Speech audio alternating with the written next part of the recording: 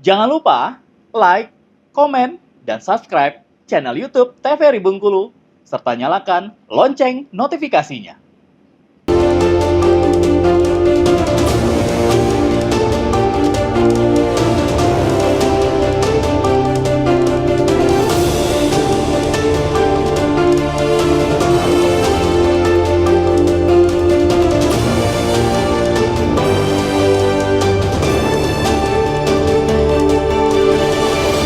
Selamat petang pemirsa, Assalamualaikum warahmatullahi wabarakatuh. Jumpa kembali bersama saya Karo Fahmi, kali ini di Berendo TVRI Bengkulu untuk edisi hari ini.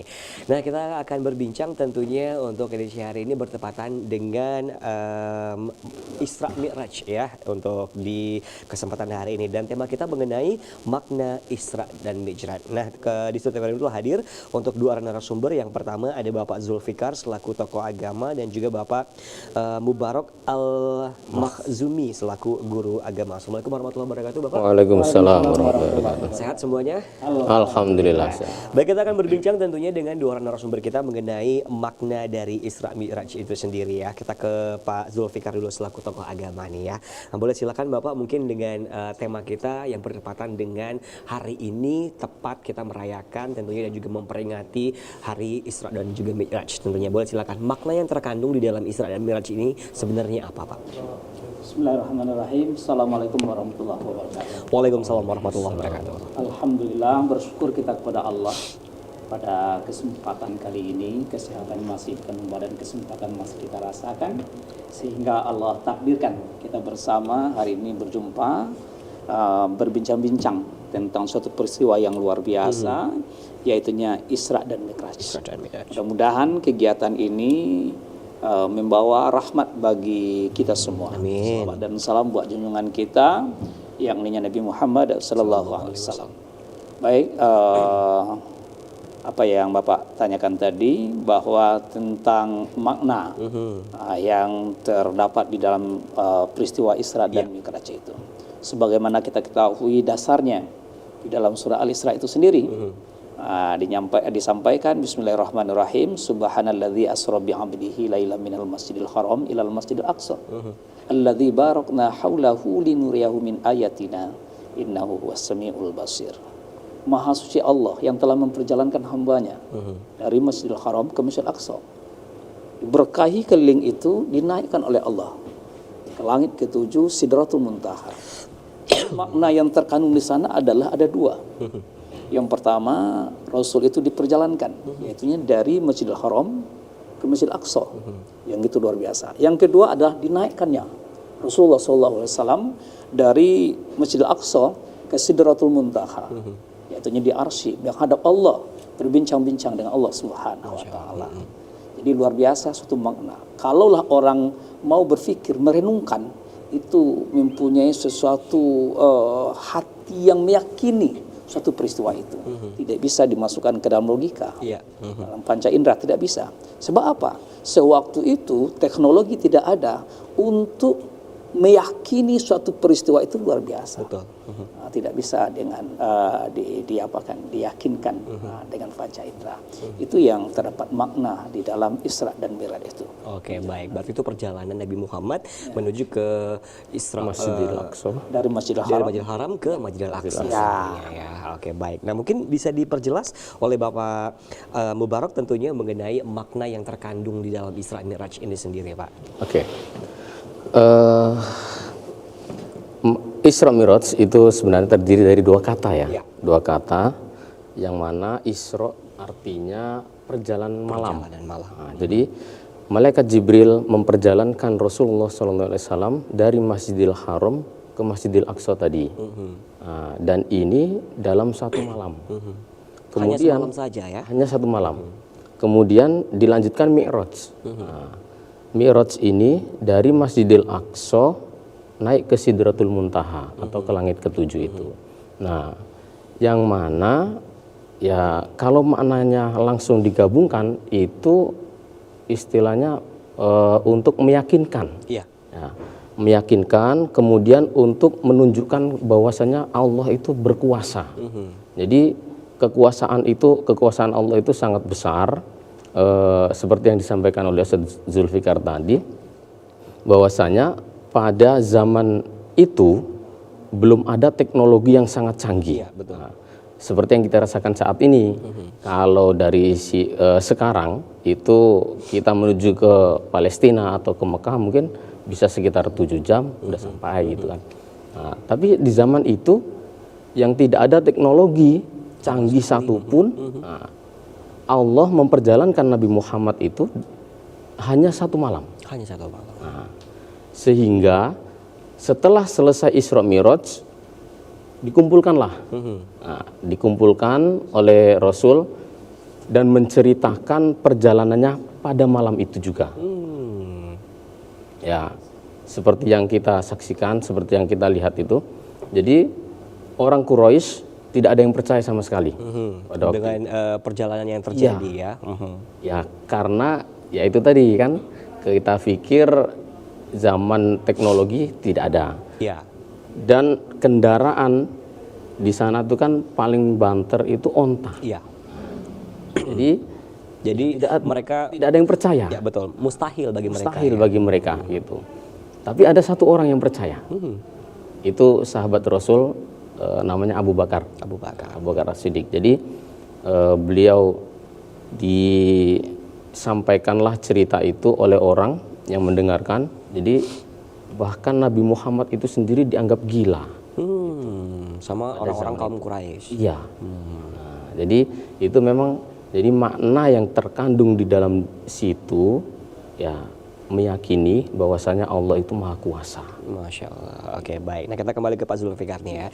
Nah, kalau tadi untuk makna dari Isra dan juga Mi'raj ini kan perjalanan tentunya ya. Nah, berarti kalau terjadi perjalanan tentunya Nabi Muhammad ini diberitahu apa oleh Allah Subhanahu wa taala tentunya dalam perjalanan tersebut? Apa yang ingin Allah sampaikan tentunya dalam perjalanan dari Isra dan juga Mi'raj ini sendiri agar mungkin Nabi Muhammad menyampaikan kepada umatnya tentang perjalanan tersebut? Apakah tentang sholatkah atau tentang puasakah atau tentang apa, Pak? Terima kasih. Ini suatu pertanyaan yang luar biasa. Sebenarnya sewaktu kita melihat peristiwa itu, Iya.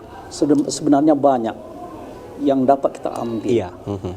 Apa yang kata Bapak tadi, apakah sholat saja, apakah puasa saja, banyak. Banyak ya. Nah, kita lihat dulu bahwa sebelum Rasulullah SAW Isra dan Mi'raj itu kan dikatakan namanya bulan duka cita. Bulan duka cita. Iya. Rasulullah SAW yang berjuang selama ini itu didampingi oleh istri yang tercinta yang luar biasa sayangnya kepada Nabi. Bahkan sewaktu Khadijah berkata kepada Rasul, "Ya Rasulullah, begini banyak harta yang kita miliki. Silakan gunakan harta yang kita banyak ini untuk berjuang di jalan Allah." Bahkan bukti sayangnya, seandainya harta ini sudah habis nanti, aku telah meninggal dunia.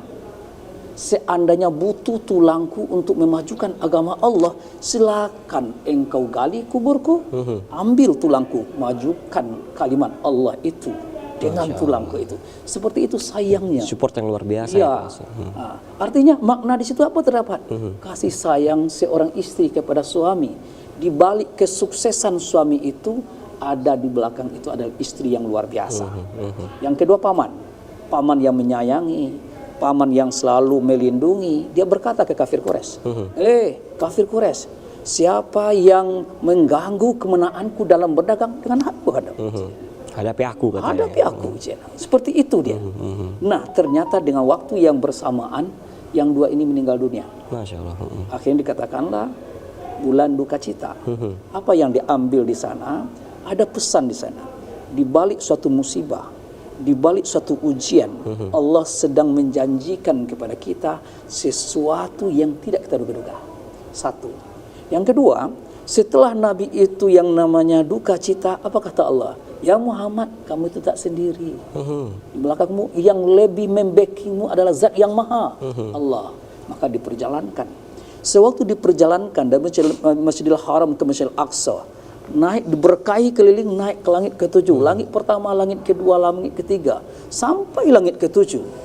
Rasul digambarkan dengan peristiwa-peristiwa yang luar biasa yang harus kita renungkan hari ini. Ternyata bertemu dengan Nabi Adam, bertemu dengan Nabi Musa, Nabi Isa, sampai Nabi yang tertua, Nabi Ibrahim di langit ke-7. Ternyata digambarkan dilihatkan oleh Allah kiri dan kanan mereka. Ternyata di sana di arah kanan nampaklah umat yang berada dalam ketenangan, kenyamanan. Di sebelah kiri dilihatkan oleh Allah bahwa umat-umat yang tak patuh, umat-umat yang engkar, dilihatkanlah suatu azab-azab oleh Allah. Berarti Nabi Muhammad sudah pernah melihat surga dan juga neraka. Iya, digambarkan. Digambarkan. Seperti inilah umat-umat yang patuh, yang tidak patuh. Bahkan sampai di langit ketujuh, Rasul itu pernah melihat seorang orang tua yang sudah bungkuk, janggutnya sudah nyampe ke tanah, bertanya sewaktu itu Rasulullah SAW, ya Jibril, itu siapa? Diterangkan oleh Jibril, ya Muhammad, orang tua itu itulah ibaratkan bumi yang engkau huni hari ini. Kapankah itu? 14 abad yang silam. Bahwa Rasul sedang mengajarkan kepada kita bahwa hidup di dunia ini sudah tua. Jangan sombong. Jangan sombong. Iya, jangan sombong. Hidup di dunia udah lama, udah tua, kan.